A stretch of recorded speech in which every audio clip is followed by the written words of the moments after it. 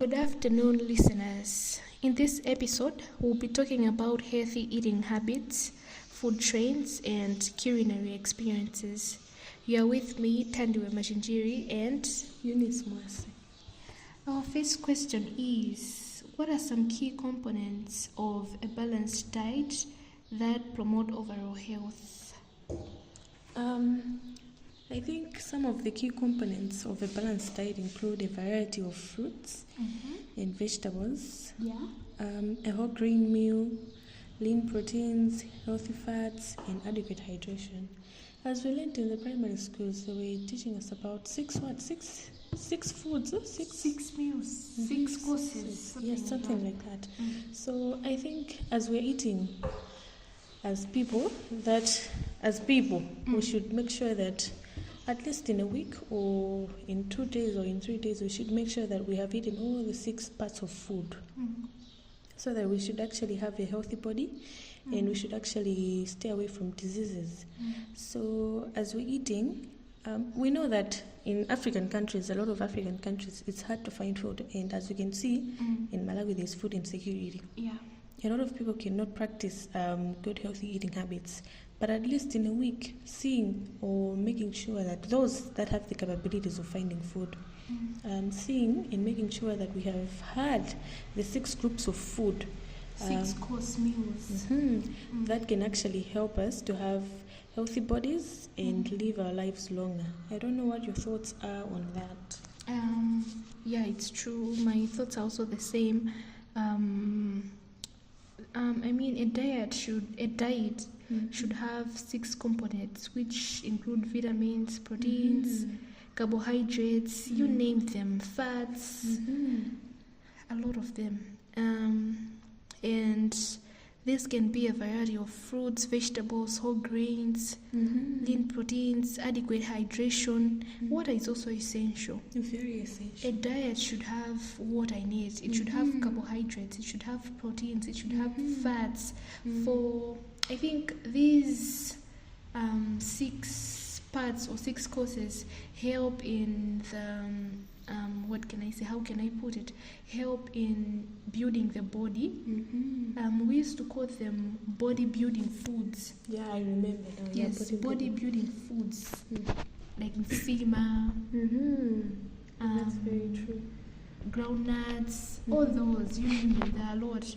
So I think taking a 6-course meal helps to build the body. Yeah, and also on the fruits, I think a lot of Malawians, we do not prioritize eating fruits. We just see them as regular things. But if we can see some diseases coming because we don't take some fruits, even these mangoes, they're very good for our health. They're rich, they have a lot of vitamins. Eating bananas, some people say, some bananas are very sweet, some bananas this, some bananas that. But I think those things really help us a lot. And a lot of Malawians, what we make sure is we just eat nsima with whatever relish there is, and off we go. We do not even consider having fruits. So I think as Malawians or African countries, we should prioritize eating fruits a lot, because fruits makes our bodies more healthy and strong, because they're natural. They just come from something natural, and we eat them direct. So yeah. And I think on that point where you said bananas contain a lot of sugars, I think those sugars are natural. They differ with these sugars that are just produced without correct measures. But I think sugars that are found in fruits are very good for the body. And I think they're one way of helping us as a country or individuals to be taking a balanced meal or a balanced diet. That's very true. The other question is, how do food trends like plant-based diet or keto impact people's eating habits? I think food trends like plant-based diets and keto can significantly impact eating habits by encouraging people to explore new ingredients, cooking methods, meal planning strategies, and can often lead to healthier choices, because since you have the capabilities of the choices of choosing what you want to eat, what you want to have, and combining, like for example, someone who wants to, let's say you're on a diet and you want to have a healthy body, Yeah. or you want to get slim, let's just say you want to lose weight, you can take ginger, lemons, and maybe some oranges, and mix them together. Those things will help your body to actually remove some excess fats, remove some health problems inside you, because these things really help a lot. So I think, these food trends or plant-based diets, whatever you can call them, can really help. I don't know what's on your side. I wanted to add on that encouraging people to explore new ingredients, cooking methods, and meal planning strategies. Often these strategies help or they lead to a healthier choice or a healthier plan of food that individuals are supposed to take. Let's say you've come up with a plan to maybe have a balanced diet. And as we've already said, that a balanced diet should contain all the 6 bodybuilding factors: carbohydrates, water, proteins, you name them. Yeah. So coming up with a plan and knowing the cooking methods really helps a lot, because you know that if chinangwa is supposed to be prepared for maybe 30 minutes, you don't overcook it. Do you know that overcooking chinangwa can maybe sometimes remove some of the benefits and some of the proteins that are found in the chinangwa? Very true. Yeah, that's very true. So cooking methods and meal planning strategies often lead to healthier choices, and these choices are the eating choices. Once you plan, that means you have a balanced diet that has all the 6 bodybuilding factors. So maybe some people might be asking, like, how do I even consider making such choices of like combining these things for a healthy diet? Yeah. How do you think how can people, like, some people are lazy to think, they just want to hear from someone or see it somewhere. Where can they access such information? Well, we're lucky because we're living in a digital and modern era where a lot of information is posted on the internet, social media platforms.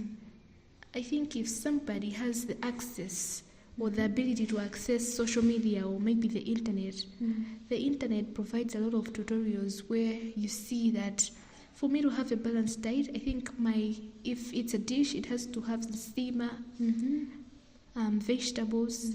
If it's meat, then the meat should have tomatoes, onions, or that. Maybe to just balance the meal, to make it compatible, to make it rich and have a lot of these 6 building body chan. Okay, and maybe for some that do not have access to internet, they can create some groups in their communities. Exactly. Some students at schools can also create some groups to share ideas on how they can go about it. Yeah, you see, because every family has their own unique style of preparing their meals and whatever they do. So sharing such ideas can actually help a lot, including with the internet. Yeah. What role does meal prepping play in maintaining healthy eating habits? I think prepping means preparing the food, yeah? So this helps to maintain a healthy eating habit by making it easier to have nutritious meals readily available, reducing the temptation to opt for unhealthy convenience foods. For example, a lot of people do not like junk foods. I think those snacks, I don't know what they call them, junk foods, junk snacks, whatever they call them.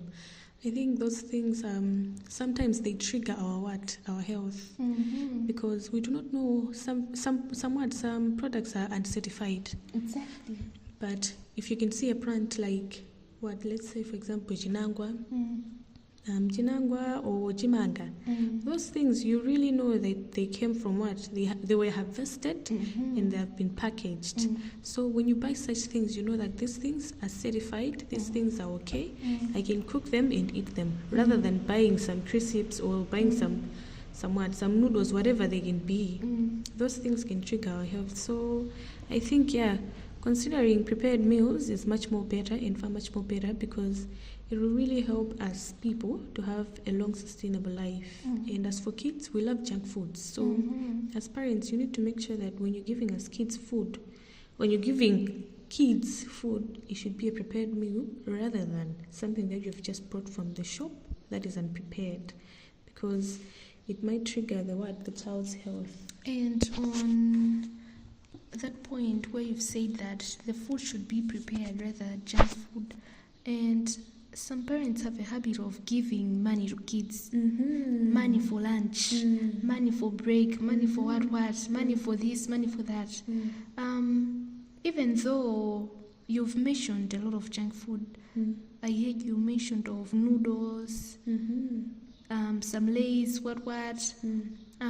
We also have some restaurants that are not certified. Very true. That's very that true.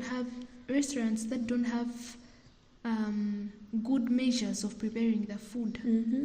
That restaurants that just prepare the food just to get money, not thinking of the hazards that the food is going to cause to anyone that takes the food. So I think on this part, it is true that food that is prepared at home is best rather than the junk foods. Junk foods can also be these chips. We don't even know the kind of oils that they use. Very true. The chicken, we don't even know the type of spices, uncertified or unverified spices that have been used in the food that can affect our health, leading to diabetes, some diseases that are not even good, and it can even cause cancer because some spices are very bad for our health. Some oils, and also on the food, like you say, that some restaurants, even these street foods, for example, not even restaurants. For example, in Malawi, we have a lot of women that sell mandasi. Those people, we do not know. For example, someone who is selling mandasi, we do not know what water they used at home. Exactly. What was happening when they were preparing the mandasi. The sanitation of the place where they were preparing mandasi is also hygienic, because someone can come on the streets very clean, but you do not know the situation at their home. Behind the scenes. So that's very triggering. So as parents who are sending their kids to school and they know they give them lunch food or break food, at least prepare the food for your kids. Maybe you can prepare it the day before school and then just put it in the microwave if you're lazy to wake up in the morning, rather than sending your child that they should buy something they should not know if it's good for their health or not, because going to the hospital these days is very costly. Very. So let's jump to another question. How can cultural culinary experiences influence our understanding of nutrition and healthy eating? Okay. I think first we should define what cultural culinary is, or simply what culinary is. So we wanted to know the definition of culinary. Culinary refers to anything related to cooking or the kitchen. And it encompasses of the art and science of preparing food, including techniques, ingredients, and presentation. Culinary skills can also involve understanding flavors, cooking methods, and the ability to create dishes that are both delicious and visually appealing. Okay, I think that's the definition of culinary. So now how it applies to what? To the cultural culinary. Yes. The experience can enrich our understanding of nutrition by introducing diverse ingredients. Yes. Like cooking techniques, promoting a broader perspective on healthy eating. So on the cultural culinary, I think now, since they've said mixing ingredients and other things, I think mixing the cultural things, I think maybe mixing indigenous and cultural things could be good, because it can actually improve the health, because I think the cultural things are more, we can say, more healthier than the things that are of now. Yeah. So I think this helps a lot. Maybe the things that can be included as of now can be some flavors, since there are a lot of flavors nowadays. But maybe preparing kwani uja, when preparing kwani, adding a little bit of what? Kalikali, I think a long time ago onions were not that much here. So adding a few onions, green pepper, that would actually really help to... And it helps to make the food look presentable. I've tried preparing kwani with green pepper, onions and sinjilo. It looks so good and it looks presentable. It's very nice. Even adding carrots. Carrots can really... It makes the food to look more presentable, more delicious. It even smells very nice. Rather than just taking the kwani, putting tomatoes in there and then dishing it out. A lot of people say, I'm not going to eat this. So I think the thing is we as Malawians, or maybe the youth, or maybe mothers, anyone that cooks, I think we have to have that mentality of accepting new things and accepting that things have changed. This is another generation. We can't only be using onions and tomatoes. We also have to use different ingredients to make the food look appetizing and attracting at the same time. And also because kids of nowadays, we prefer food that smells very nice, regardless of what it's going to provide in our body. So as parents, we need to make sure that if I'm giving this food to my kids, it needs to provide some vitamins, some proteins or carbohydrates. So as you're preparing, if you put carrots in munkwani, carrots help with eye problems. Eyesight, yeah. So the kids will not even know that, but they'll eat the carrots in there, which makes it more helpful for them to reduce eye problems in the future. I think, this is a very good approach, using these different ingredients to maybe spice up the dishes that were already there, just modernizing them and making them look in a very appealing way, just to bring in that new vibe, that new taste. Yeah, that's very true, because on the same part of Mkwani, as we can see, nowadays we have indigenous vegetables, the likes of rape, mpilu, whatever they call it. Those ones, they are used with chemicals because fertilizer is applied to them. Some put fertilizer in them, some put whatever they call it. But as Mkwani, it grows on its own. So Mkwani is more, I can say it's more healthier than eating these others. So spicing up the Mkwani or putting in some more things that will make the Nkwani not like the Nkwani, it will be of much help than giving your kids every day, giving them rape, every day giving them Chinese. It won't be of that much help since those things have chemicals, you see? Let's go to another question. What are some common misconceptions about healthy eating that need to be addressed?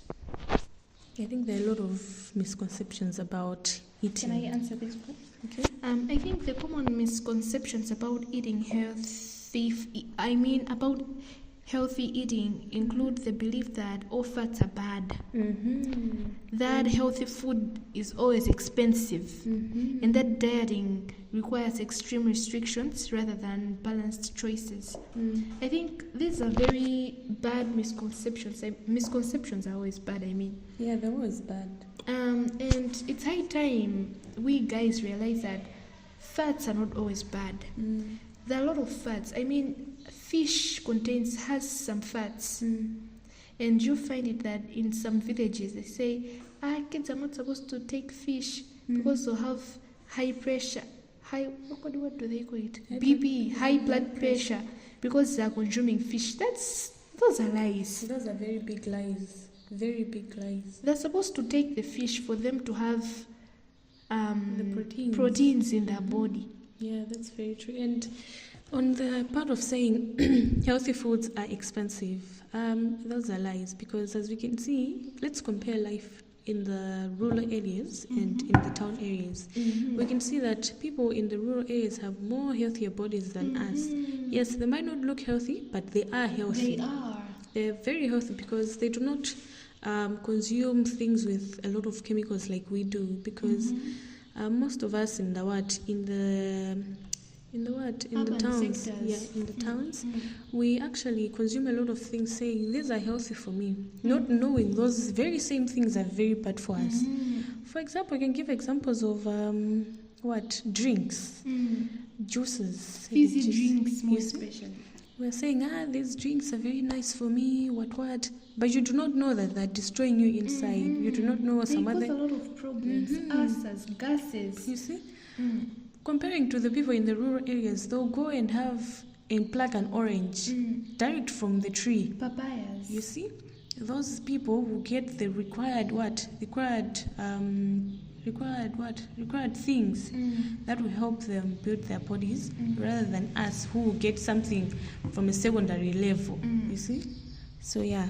And I think this is a very bad thing that people say that healthy food is always expensive. It's actually junk food that is expensive. Very expensive. For me to buy a KFC tangible package, I think how much will I need? Isn't it 12? Yes, if it's, I think now it's starting from 10. 10, right? Going 10. upwards. So that's only a few pieces of chicken, if not 2, if not 1. And Chicken that is just coated with flour and spices. That's the only thing. And it's 10,000. 10,000. Or that. That's a lot of money. Wow, in the villages, they can use the same 10,000 to buy nkwani for the whole week. Even 2 weeks, even a month. And even the very same chicken. The very same chicken, buying it, eating it properly without even putting any spices, and even tasting more delicious than the one with the spices. So I think this is really a misconception, because healthy food is not expensive. It is not. It's junk food that is way more expensive, and it's costly. Let's jump to the other question because of time.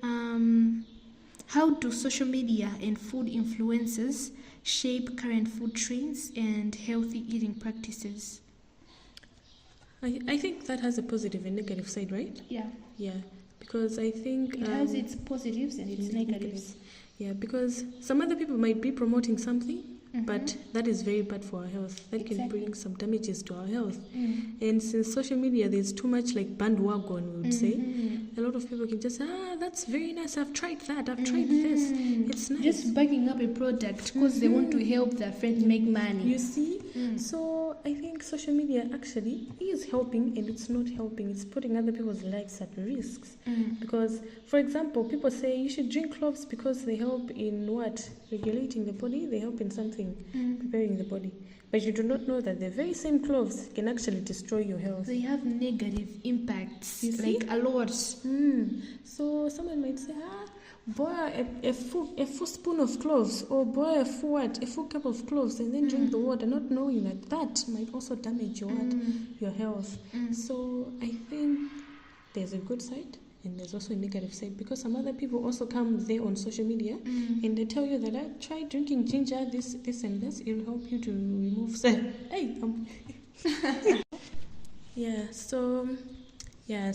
that's that. So I think, I don't know what you can add, if you can add anything. On the positive side, social media and food influencers shape food trends by showcasing visually appealing meals and promoting specific diets, which can inspire followers to adopt new eating habits or try different foods.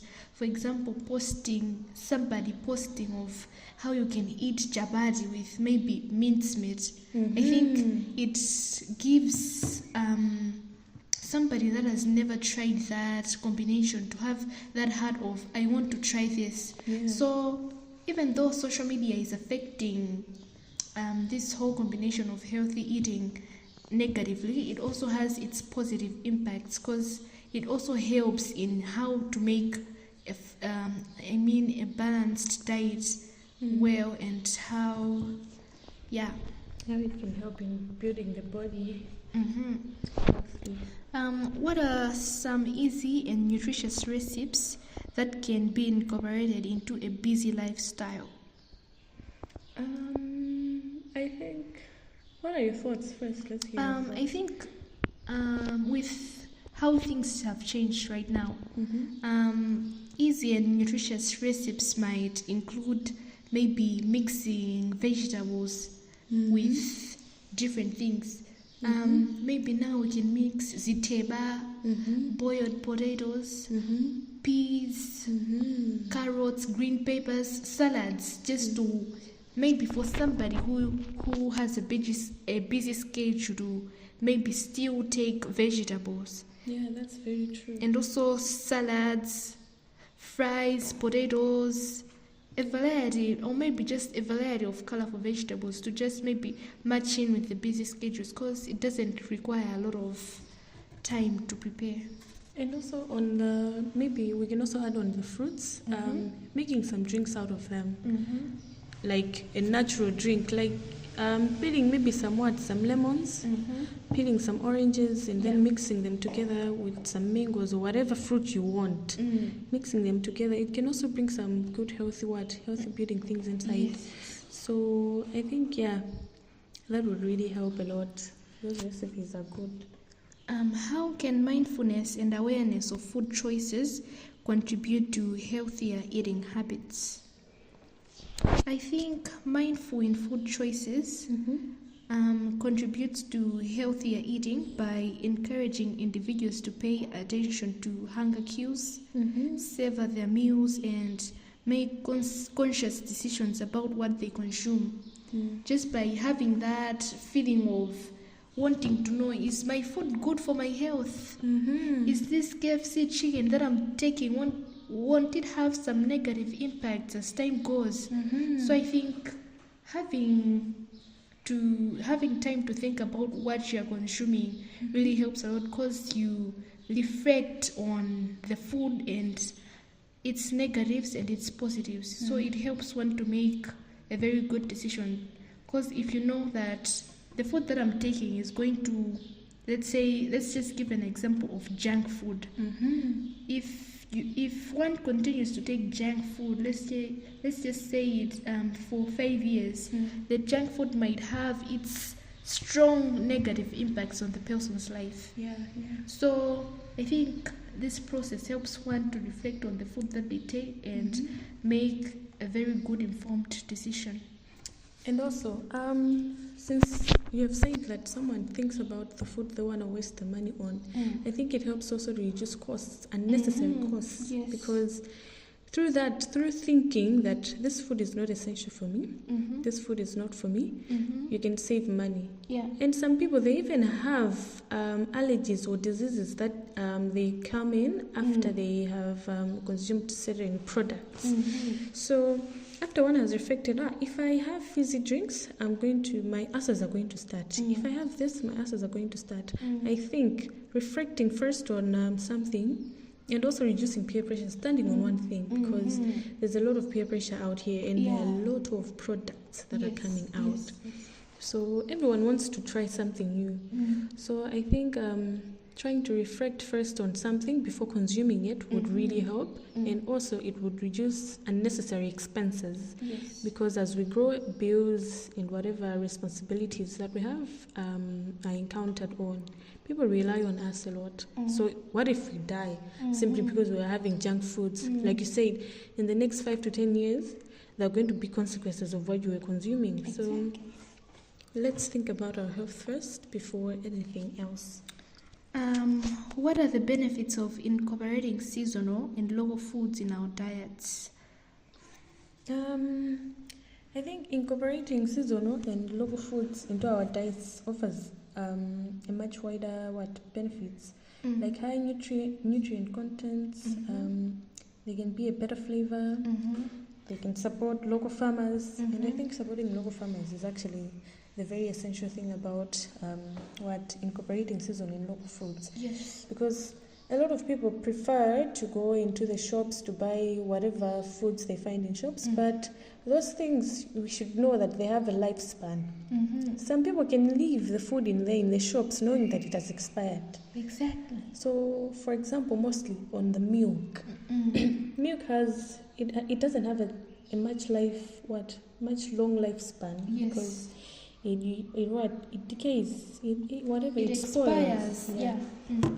So I think going to the local farmers directly and getting the milk there would be of much help, rather than going into the shops and buying milk that is damaged, because you do not know. Sometimes we people are in a hurry, we're tired of work, we're tired of school, we just pick up a package of milk, register it, and off we go at home. And then when you get home, that's when you find out that the food is not good, whatever it is. So supporting local farmers is really essential, and it's really vital here when mixing seasonal and local foods. Okay, how can we encourage children to develop healthy eating habits from a young age? I think to encourage children to develop healthy eating habits, I think the parents can involve them in meal planning and preparation, offer a variety of healthy foods, and model positive eating behaviors just by teaching them that this is what you have to eat. Nsima goes together with vegetables and maybe beans. Nsima, you can take rice with eggs and maybe zetiba. You can take this with this and this. So